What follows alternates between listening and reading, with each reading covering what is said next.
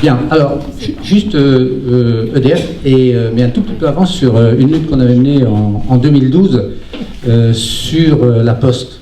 La Poste, pour tous ceux qui sont venus à Annelle, à l'université d'Automne, ils savent bien, Vers-sur-Mer, c'est juste à côté. Et c'est une petite commune de 1600 habitants. 1600 habitants. Et j'avais noté qu'il y avait à peu près 100 personnes qui s'étaient mobilisées tout d'un coup, comme ça, en 2012 et 2013 après, début 2013, sur Internet Ouest France. Et en fait, c'est 200. 200 manifestants qu'on était capable de mobiliser pour maintenir ce service public-là, tout d'un coup, sans préparation, sans rien. En écrivant ça, je me dis, mais est-ce que c'est le fait de hasard qu'on est arrivé aux Gilets jaunes et quel avenir derrière? Comment ça peut évoluer tout ça? C'est-à-dire qu'il y a une sorte de fil conducteur, finalement, parce qu'on n'avait quand même rien fait pour que ça soit aussi important. Et donc, pour autant, on a effectivement conservé notre poste. Mais 2 à 3 ans après, Annelle, justement, le maire qui était venu nous voir comment on avait fait, enfin le maire actuel, qui n'était pas maire à l'époque, mais qui voulait être maire, évidemment, il y était. Et il est venu nous voir pour nous demander comment on avait travaillé pour maintenir cette poste-là, parce qu'elle, Annelle, elle était sur la balance aussi. Et ce mec-là, une fois qu'il a été élu, les élections municipales donc, de l'autre fois, la dernière fois, 1 an après, il liquidait, ou 1 an et demi, enfin bref, il liquidait la même semaine la poste et l'école, à dégager. Donc, on voit bien que c'est un problème politique de fond et qu'on peut effectivement conserver une poste si on se bat bien à un endroit, mais qu'à cela ne tienne, on peut toujours démater à côté, là où ça ne bouge pas, et ainsi de suite. Bon, donc, hein, chacun, on sait ici ce que ça veut dire. Donc ça c'est intéressant quand même de remarquer qu'il y a une sorte de fil conducteur qui semble s'être mis en place dans ces années-là, qui n'était pas du tout évident et qu'on ne comprenait pas, mais peut-être qu'on va finir par comprendre avec l'évolution qu'on connaît aujourd'hui. Sur EDF, alors c'est un peu différent, c'est la même chose, mais avec évidemment des différences. EDF a cette particularité, c'est que c'est Jean Covici qui dit ça, et c'est vrai je crois qu'il a raison. Si vous n'avez pas, enfin la révolution, la vraie révolution technologique, c'est l'électricité. C'est pas la robotique, c'est pas l'intelligence artificielle, c'est pas tout ça. Certes, ce sont des révolutions, mais sur le fond, évidemment, si vous n'avez pas d'électricité, vos ordinateurs, vos téléphones, vos robots, vous pouvez opérer avec vos mains, mais pas avec les robots parce qu'ils ne marchent plus. Donc comme ça, voilà. Donc ça induit un certain nombre de choses dans le contenu de ce qu'est EDF, et y compris, on va venir tout de suite, y compris aujourd'hui. Donc, dans un premier temps, on a vu effectivement un peu la même chose que partout, c'est-à-dire que on nous privait il y avait deux choses qui se sont passées, en tout cas chez nous, ça a été de couper l'entreprise au niveau disons de la moyenne maîtrise. C'est-à-dire qu'on supprimait la moyenne maîtrise et en bas, nous qui étions sur les chantiers, on n'avait plus le boulot, on ne nous le donnait plus. On nous l'envoyait par fax. Et on n'avait plus de contact avec nos hiérarchies. Et donc, à partir de là, vous vous débrouillez comme vous pouvez, parce que j'avais rien de prêt, c'était un bordel sans nom pour faire le boulot, non préparé. Et on a mis aussi en place, en même temps, des gens qui étaient pas très formés. Les vrais techniciens, on les enlevait. On mettait des gens qui avaient une petite envie d'augmentation de salaire et qui étaient les bienvenus pour eux et qui prenaient ces places-là sans être de vrais techniciens et on mettait en difficulté toute la chaîne. Voilà. Et quand vous avez effectivement ce genre de procédé, petit à petit, on devient mauvais, on n'a plus de boulot, et puis et en même temps, je dis quand même, si, la deuxième chose, en même temps, on avait une intégration des syndicats, et malheureusement notamment de la CGT. Ça, c'est au cours des années, au passage du XXe siècle, quand il y a eu les 35 heures, où la CGT a voté la baisse des salaires, j'ai bien dit la baisse de la masse salariale, alors qu'on mettait en place les 35 heures et qu'il fallait donc normalement embaucher ou alors diminuer les salaires des mecs qui étaient en place, ou des deux, comme vous voulez. Donc, il y a eu cette intégration des syndicalistes, et Christine l'a rappelé ce midi, effectivement, on a vu les années suivantes, les syndicalistes qui avaient des déroulements de carrière à EDF qui étaient extraordinaires, beaucoup plus importantes que les mecs qui bossaient. À partir de là, quand vous défendez les gars, vous avez, vous, une augmentation, enfin, vous êtes au-dessus du niveau, les directions, évidemment, ont mis ça en place d'une manière avec maestria, quoi. Enfin, ils sont intelligents, ces gens-là, ils sont malins. Hein. Donc, voilà comment on a tiré par le bas, disons, l'entreprise de l'intérieur. C'est-à-dire que on a quand même fait, on est passé en société anonyme nous aussi, on a privatisé une partie, 15%, donc EDF, c'est désormais, l'État c'est 85%,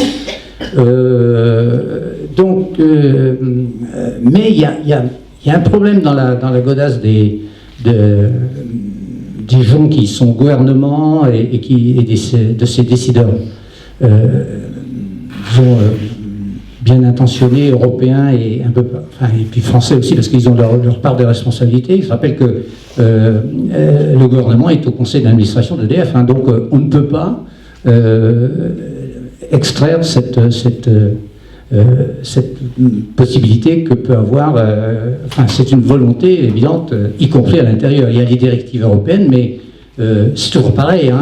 Macron, quand il dit « moi je veux un commissaire européen », je mets tel mec ou telle nana, quand ça ne marche pas, on en retrouve un autre, ça c'est ce qu'on dit sur l'Union européenne. Néanmoins, c'est quand même Macron qui envoie un de ses copains, et pas n'importe lequel, pour être commissaire européen, qui fera donc le boulot que le Conseil européen fera. Je veux dire qu'il y a un aller-retour sur les...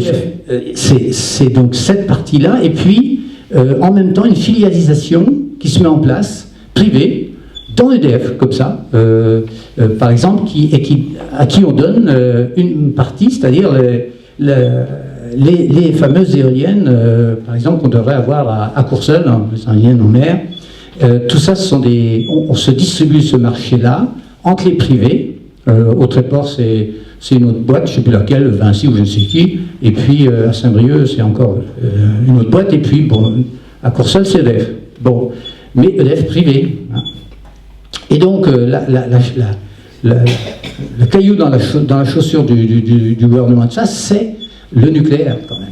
Et on ne travaille pas avec ça de manière aussi simple que sur l'éolien, il devait y avoir une usine à Cherbourg.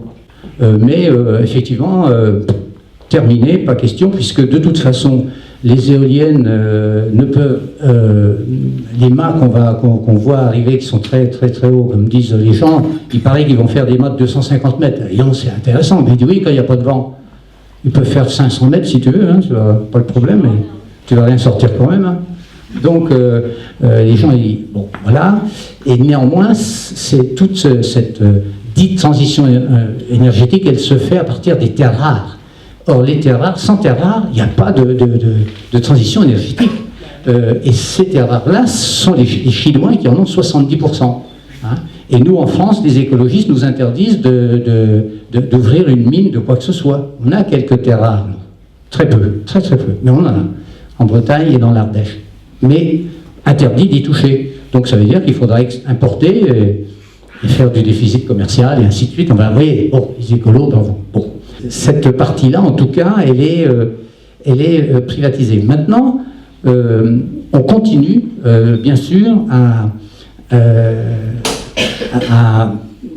enfin, ou du moins, on a été pendant à peu près 35 ans où on n'a strictement rien mis en place en termes de production d'énergie en France. On a arrêté les centrales nucléaires et les éoliennes, c'est comme c'est l'Arlésienne, comme on dit, hein, ça n'arrive jamais, il n'y a toujours rien de fait, on ne sait toujours pas s'il va y avoir des éoliennes, on ne sait rien, ils disent que si, mais on va voir. Alors, c'est vrai que Macron est intervenu en disant le coût des éoliennes sont moins importants, donc on va revoir à la baisse le prix de rachat du mégawatt. Je rappelle que quand même, il était prévu qu'on rachète le mégawatt 200 € à ces boîtes privées, disons, éoliens, là. Et que nous, on produit au niveau du nucléaire, on est à entre 42 et 45 € du mégawatt. Donc, et je rappelle que quand l'éolien produit, on est obligé de l'acheter. Quand bien même on doit déverser, enfin maintenant on s'est arrêté une centrale nucléaire, enfin la baisser de manière énorme en 30 minutes. Donc, mais ça pose des problèmes techniques très très importants d'importer sur le réseau des masses de courant qui sont complètement... le vent il se coupe d'un coup, enfin c'est très compliqué à gérer, donc il y a ce problème-là. Et donc Macron a dit on va descendre à 140 €. Et alors là, évidemment, je pense qu'ils vont moins vite les mecs pour investir là-dessus. Bon, je sais pas... Y compris lui, on a un peu de mal, vous allez voir, un peu de mal à comprendre ce qu'il veut faire. Mais c'est sûr que il va bien falloir que ça débouche quelque part, sans quoi on ne va plus avoir d'énergie. Et il ne faut pas croire qu'on va l'importer du nord là-bas avec les éoliennes qu'ils ont ou les barrages qu'ils ont là-haut, ou d'Angleterre, ou je ne sais où. Hein. À chaque fois, l'énergie sont des pertes, c'est des problèmes de puissance. C'est pas simple à gérer, c'est un problème c'est pas une marchandise qu'on met dans un camion et qu'on envoie à l'autre bout du monde, simplement.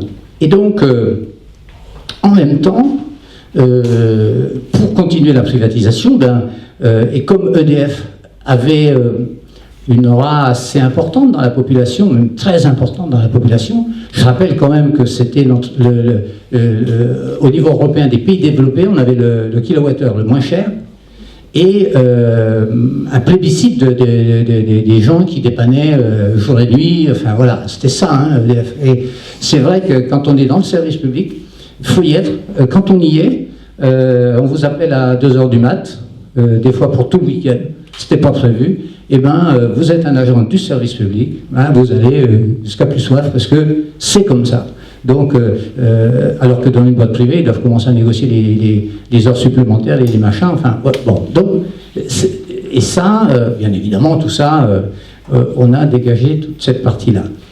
Et donc, comme EDF ne baissait pas suffisamment vite son nombre de clients, ils ont dit, voilà, c'est un problème de coût, notamment, tout ça, alors...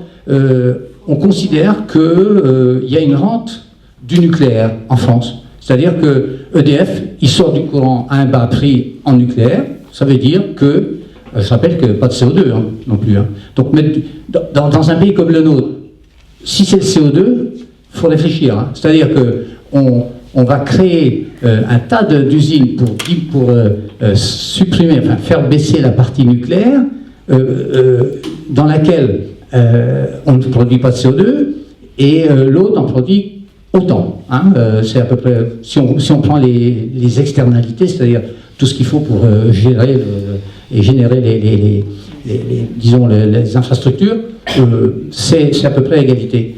Donc on ne gagne rien. Sauf qu'on investit comme des fous pour, disons, donner des petits sous ou des gros sous au privé. Rien d'autre, hein, dans ce domaine, au moins.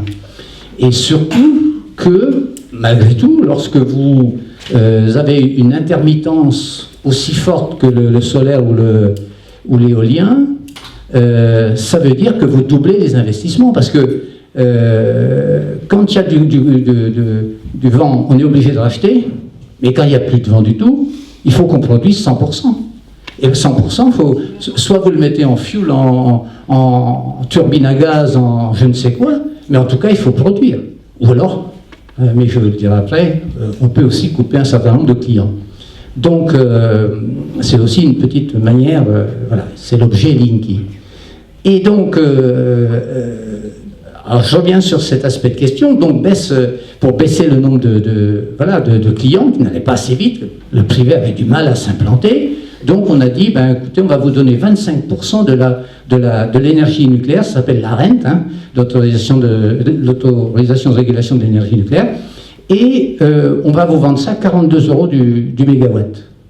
Voilà. Vous allez avoir la possibilité d'utiliser l'énergie verte qu'on veut vous vendre le dimanche, par exemple, avec Engie, ou je ne sais qui, les boîtes privées, ben c'est du courant nucléaire qu'on vous envoie à bas prix, et on vous dit, et voilà, on va vous donner de l'énergie verte. Bon. Donc, c'est assez cocasse cette affaire-là quand même. Et comme ça ne suffisait pas, Macron vient d'annoncer, enfin ça y est, c'est voté, au 1er janvier 2020, ça va plus être 25%, mais ça va être 50% de la rente nucléaire qui va être donnée au privé. Le problème, c'est que ces 42 mégawatts-là de vente au privé, c'est le prix, mais sauf qu'on n'y a pas inclus le grand carénage. Dans ce tarif-là, il n'y a pas le grand carénage. Ça veut dire que, j'ai dit tout à l'heure, on n'a rien fait, elle devait fonctionner 40 ans, mais on n'a rien foutu en termes de moyens de production. Donc il faut qu'on les emmène à 60. Et pour les emmener à 60, avec Fukushima, avec tout un tas de trucs, il faut les protéger, enfin, en tout cas les refaire au maximum. Ça, il y en a pour autour de 50 milliards, ils disent. Hein. C'est pas bien, mais 50-60 milliards. Mais ça, c'est pas prévu, c'est pas financé. Donc on va le laisser au public. Le public, c'est nous, bien sûr. Hein. Donc tout ça, ça faisait qu'en France, par exemple, on avait un prix du kilowatt. On a un prix du kilowatt qui est à 16 centimes environ, en fonction de la moyenne, hein, parce qu'il y a la nuit les différents tarifs. Et en Allemagne, ils sont à 29 centimes, pour vous donner un ordre de grandeur, avec une électricité où ils ont supprimé le nucléaire et ils ont mis du charbon à la place. Donc, évidemment, en faisant comme on est en train de faire là, il semble bien qu'on va, au moins, si on met cette armada d'éoliennes qui vont générer des coûts d'investissement phénoménaux, qui tiennent 15 ans, hein. En mer, on verra d'ailleurs si ça tient 15 ou 20 ans, je ne sais pas.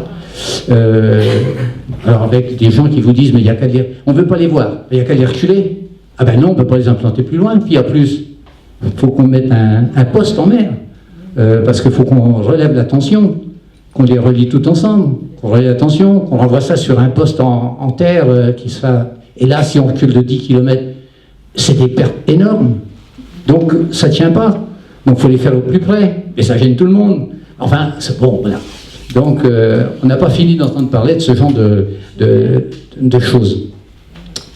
Et évidemment, donc...